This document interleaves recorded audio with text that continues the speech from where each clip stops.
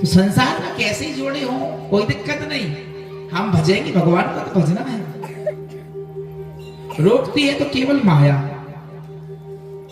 संसार के सुख वैभव, और खास तौर से वर्तमान में जिसको हमने महत्व दे दिया है वो धन। ये धन बहुत परेशान कर देता है। उस धन को हमने लक्ष्मी की उपमा दे दी है। ध्यान देना, लक्ष्मी 8 प्रकार की होती है, केवल वो कागज के नोट और सिक्कों तक सीमित नहीं है। लक्ष्मी 8 प्रकार की है।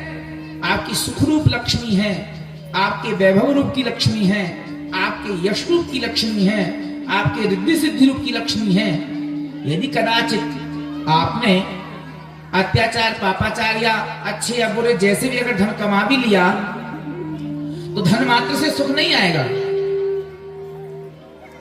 वो धन परंपरागत भी आया हुआ है, वो धन उत्तम कार्यों से आया हुआ है, वो धन धर्म की संगति से आया हुआ है, तो लाभप्रद है।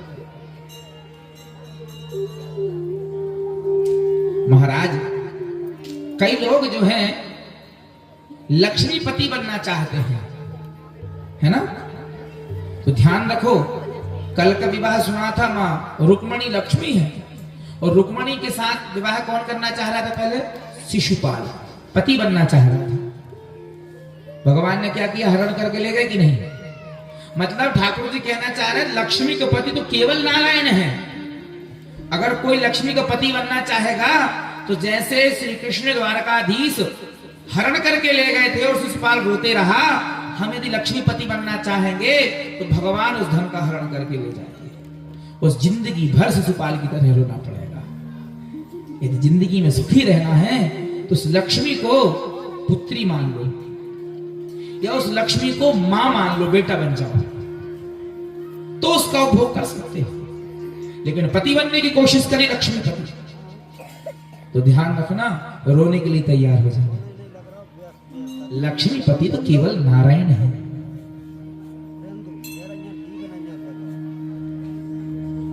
उनकी शरण ग्रहण करना चाहिए।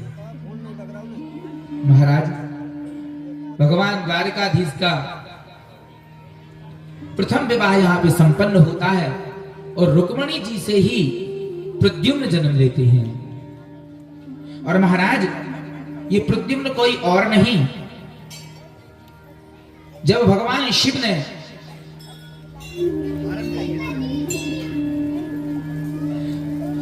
तो भगवान शिव ने कामदेव को भस्म कर दिया। इसके उपरांत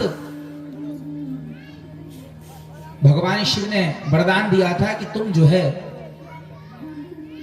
द्वापर में कृष्ण के पुत्र बन करके आओगे। कृष्ण तनय हो यही पति तोरा, वचन अन्यथा हो ही न मोरा।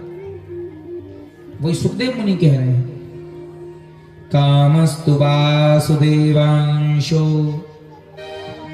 दग्धः प्रागरुतमन्युना देहोपपत्तये भूयस् तमेव प्रत्यपद्यत। और महाराज, जब जन्म हुआ प्रद्युम्न का, तो सम्रासुर जो भगवान को शत्रु मानता था और पता था कि प्रद्युम्न से मृत्यु होगी, तो प्रद्युम्न को उठा करके ले गया और नदी में फेंक दिया। नदी में मछली ने उसको निगल लिया, ग्रहण कर लिया, और मल्लाह पकड़ के ले गए मछली को, पुत्र को निकाला और सम्रासुर के राज्य में ही ले गए और बच्चे को सौंप दिया। तो सम्रासुर के समीप में रहकर ही वो बालक बड़ा होने लगा, भगवान कृष्ण का बच्चा, बेटा प्रद्युम्न। नारद मुनि गए और कहा, रति, तेरा पति जन्म ले चुका है कृष्ण के रूप में, कृष्ण के बेटे के रूप में, और अभी सम्रासुर के राज्य में पल रहा है, तुम जाओ उसकी सेवा शुश्रूषा करो। तो महाराज, आकर के रति आई और छोटे बच्चे की भांति उसको पालने लगी। जब वो बड़ा हो गया, यौवन अवस्था में आ गया, तो रति के व्यवहार में परिवर्तन हो गया। तो प्रद्युम्न ने कहा, देवी, तुम मुझे मां की तरह व्यवहार कर रही थी, लेकिन देख रहा हूं कि तुम्हारा कुछ व्यवहार में परिवर्तन आ रहा है। मातृभाव अतिक्रम्य वर्त से कामिनी यथा, तुम मां के भाव को छोड़ करके पत्नी के भाव में मुझे दिख रही हो। तब रति ने पूर्व वृत्तांत सुना दिया कि आप कोई और नहीं है, मेरे पूर्व जन्म के पति कामदेव हैं। भगवान शिव के श्राप के कारण आप भस्म हो गए थे और उनके वरदान के अनुसार द्वापर युग में कृष्ण के पुत्र हैं, आपका नाम प्रद्युम्न है। और जहां आप रह रहे हैं संबरासुर आपका सबसे बड़ा शत्रु है। जब पूरा वृत्तांत सुनाया, प्रद्युम्न निकले और संबरासुर को युद्ध के लिए ललकारा और युद्ध में परास्त करके संबरासुर को प्रद्युम्न अपनी पत्नी को लेकर के द्वारका पहुंचे। मां रुक्मणी ने देखा तो बहुत प्रसन्न हुई।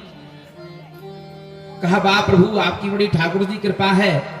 मेरा बेटा गया था एकदम बाल अवस्था में और आज लौटा है तो बहू के साथ अत्यंत खुश हैं।